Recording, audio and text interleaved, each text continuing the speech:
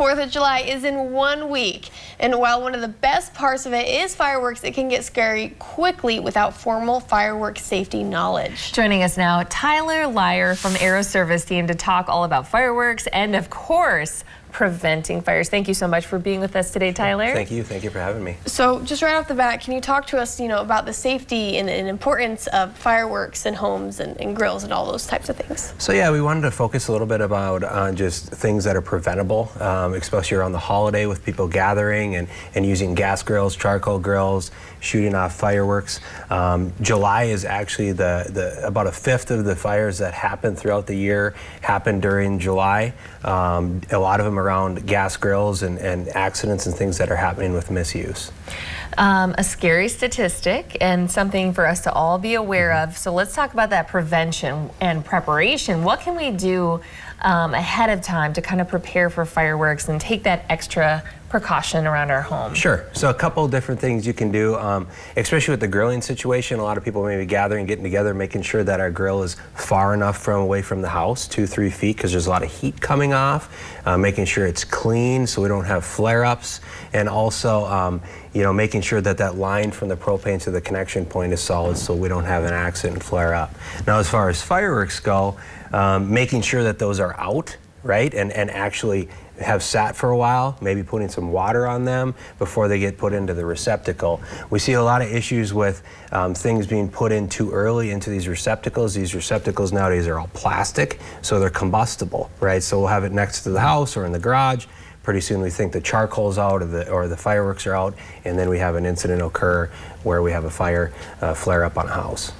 So unfortunately, worst case scenario, freak accidents do happen. If a fire does start, we see that you go and you help. Can we talk about these pictures and what you guys do to go in once it's happened? So we love just helping people and restoring buildings and people's lives. In this particular scenario here, you can see this was actually South Bismarck.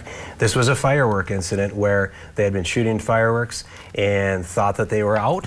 Had sat even for an hour or so before they got put into a can outside, and now it flared up and burnt up into the home. Oh my goodness. Okay, it's scary how many instances of things like this I think we all have recollected. Sure. What other advice, I guess, do you have for people as we're leading into the holiday? I know the 4th of July is such a fun time, so obviously we don't want to be gloom and doom scaring everyone away.